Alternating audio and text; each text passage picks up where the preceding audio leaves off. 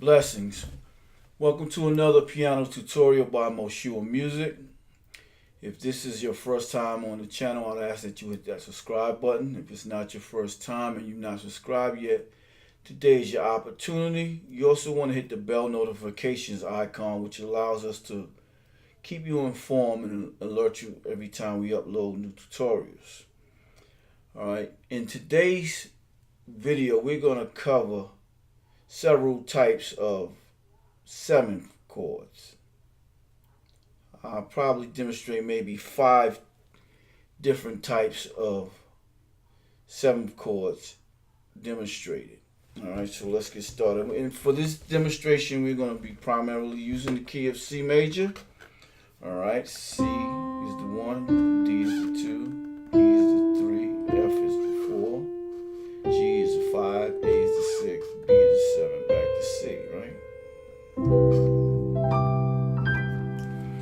Alright, so we have in the key of C, a C major chord, which is C, E, and G. And on the intervals and in the number system, C would be the 1, E is the 2, E is the 3, G is the 5, right? 1, 3, 5. So if we continue in that pattern, we will have 1, 3, 5, 7. And that's what gives us that C major 7, which gives us a fuller, richer sound. So how do we derive that? 1, 2, 3, 4, 5, 6, 7. So this B is the 7th note of the C major scale. This gives us a C major 7 chord, rich sounding chord. Alright? So you can take that same concept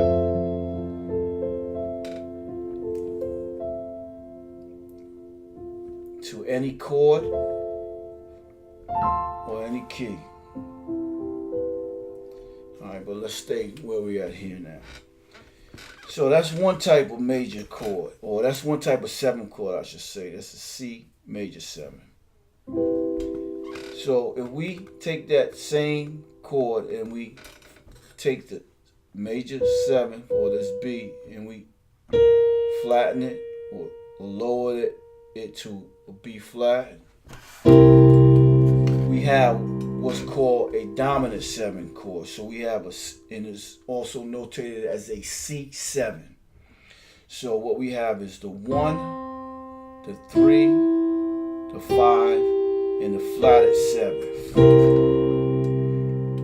Gives us a dominant 7 chord. So the pattern is the 1, 3, 5, and the flatted 7 of the scale. And that works for any chord, any key. Alright, C7 or dominant 7. Next chord we're going to look at is if we take this dominant 7 and we take the third, the 3, which would be E, and we lower it a half step, we would have C, E flat, G, B flat. Gives us a C minor 7. A C minor 7. And the pattern for a minor 7 chord is the 1, the flatted 3rd, the 5th, and the flatted 7. A minor 7 chord. Alright. We just go from there. If we have this minor 7th chord and we take the 5th, which would be G, and we flatten that, going to give us a C minor 7 flat 5 chord.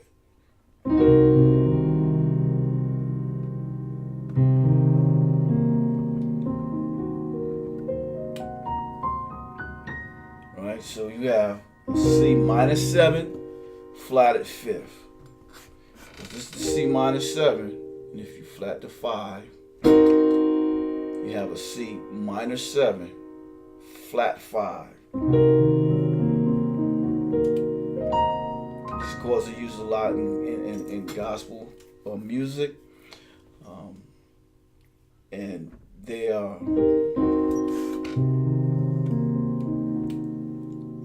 they're interesting sound, and they're used a lot in passing chords. All right, so that's a minor 7 flatted 5th. All right, so so that would be 1 flat 3rd, flat 5, flat 7. So minor 7 flatted 5th.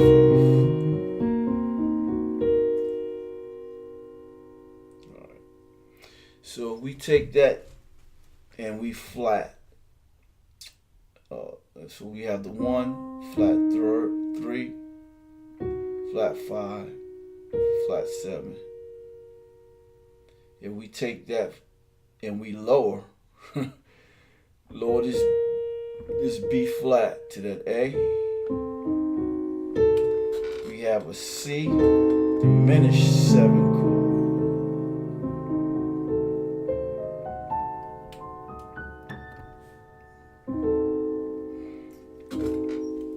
Alright, so we have a C diminished 7 chord, so we have C, E flat, G flat, A.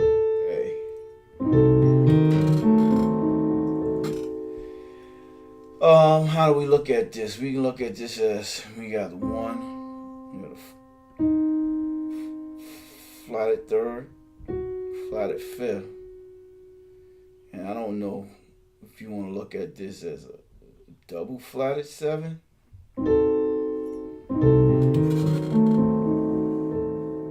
So if you take the 7th of the chord and you flat it twice, but it's also the 6th of the scale.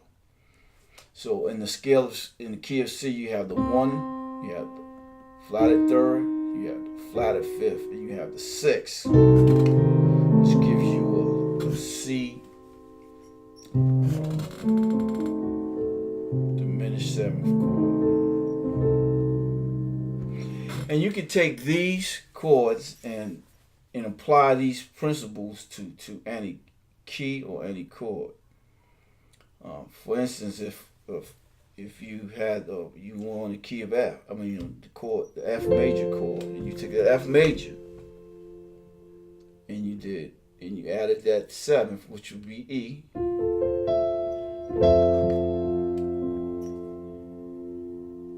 Then you took that 7th and you flatted it.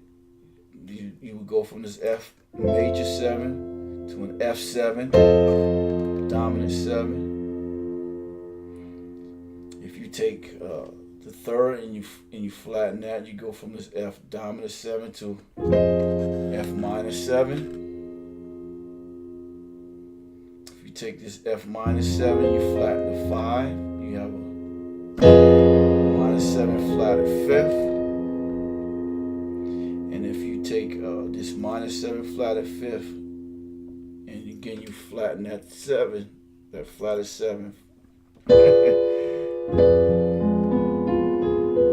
you have that F diminished chord.